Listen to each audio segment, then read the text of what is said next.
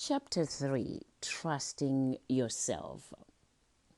The exercises that you did in chapter 2 and chapter 1 were meant to help you rebuild some trust in yourself again.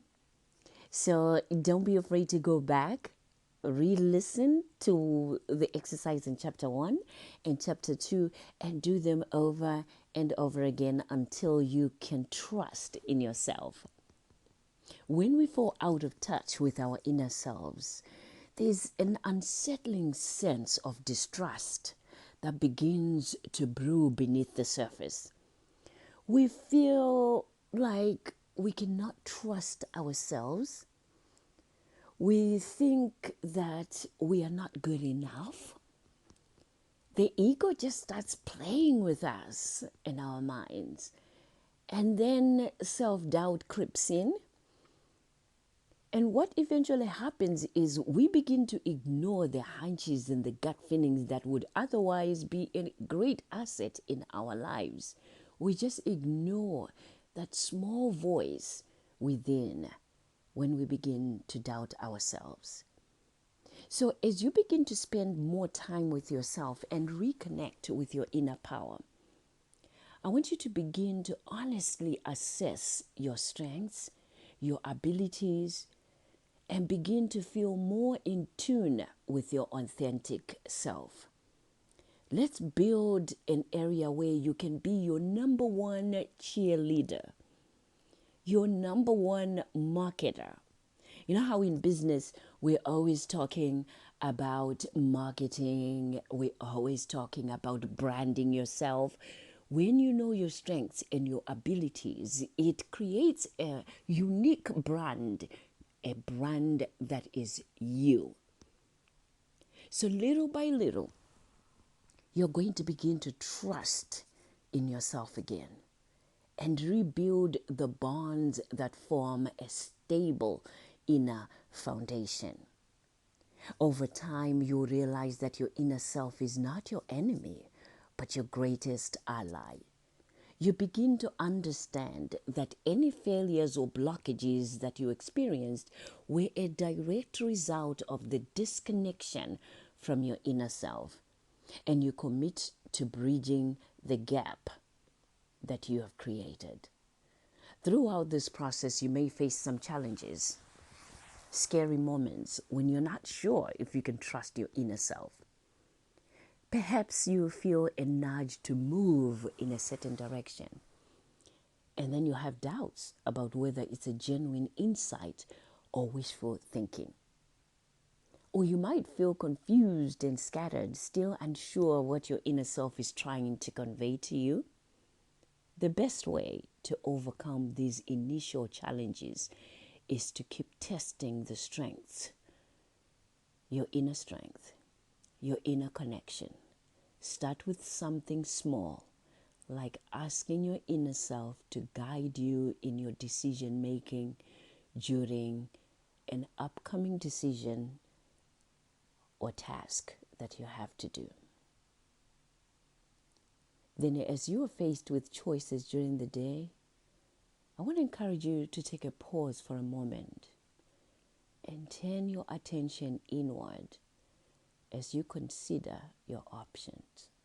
In other words, make time to just be still. See if you feel any physical sensation about a particular choice. Does your gut tighten with anxiety when you consider making a move? Or do you feel an inner urging to choose a certain option? If you feel comfortable trusting these hunches, go ahead and do so. You might be surprised by how accurate your initial hunches are. If you experience problems when you trust your intuition, simply keep working at it. And I know it may seem frightening at the beginning, but in very short order, you should be feeling much more confident about making decisions. And you also will start to notice that your choices are becoming wiser and more beneficial every day because you are listening to that inner voice You're making time to really feel with every choice that you make, how am I feeling? How is this making me feel? And as you ask those constant questions, you begin to feel comfortable listening and waiting for direction. Besides strengthening your natural inner guidance moment to moment, you should also focus on learning to trust your higher self to know what is best for you in the grand scheme of things. Because too often we allow others to direct our lives because it's easier than forging our own path.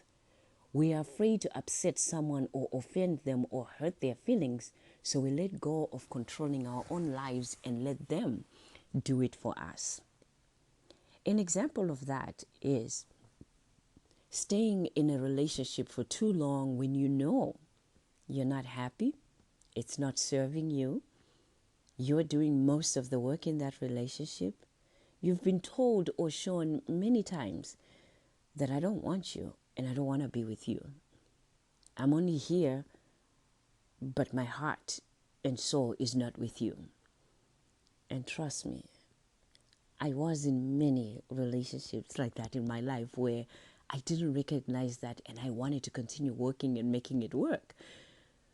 But then once I connected with my inner self, I realized that that's not serving me. That's allowing others to direct my life. And what am I afraid of? Of being on my own? Of really choosing me? Or am I afraid of upsetting them, the other person, by choosing to move on and be on my own? Those are some of the questions that you might have to ask yourself if you're in a relationship, in a job, in a place where you know your time is up and it's time to move on, but you've been stagnant. But that inner voice, your gut feeling keeps telling you that it is time. And yes, you're going to be guided, protected, and all will be well.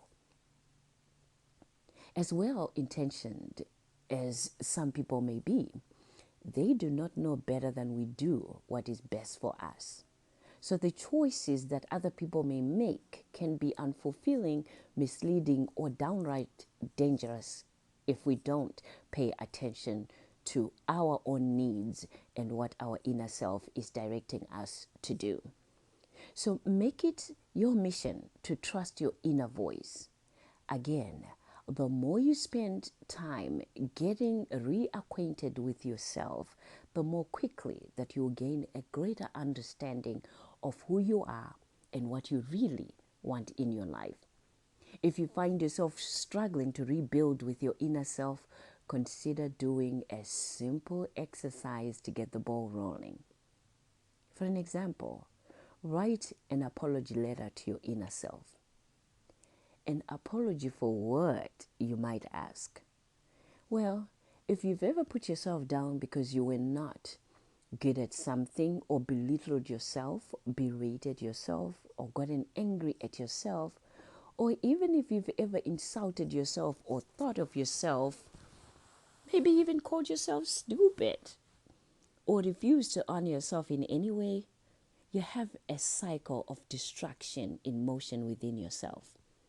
So writing a letter of apology to your inner self can help reverse the process and get things moving in a positive, nurturing direction again. The letter doesn't have to be long or painfully detailed, just sincere. Tell your inner self that you never meant to be so harsh, demanding, close-minded, or impatient. Admit that you were not seeing the whole picture and you now realize that your actions created an inner divide.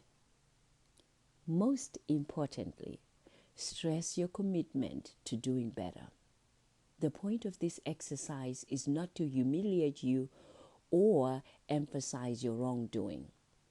It's actually to help you see that your inner self doesn't deserve anger or abuse. Your inner self has been trying to reach out to you all along.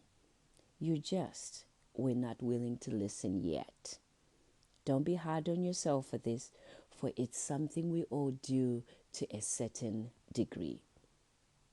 Just acknowledge that you're ready to begin changing your habits, changing the way you think, changing the way you see yourself, changing the way you see your life, and then go ahead and do it. As Nike says, just do it.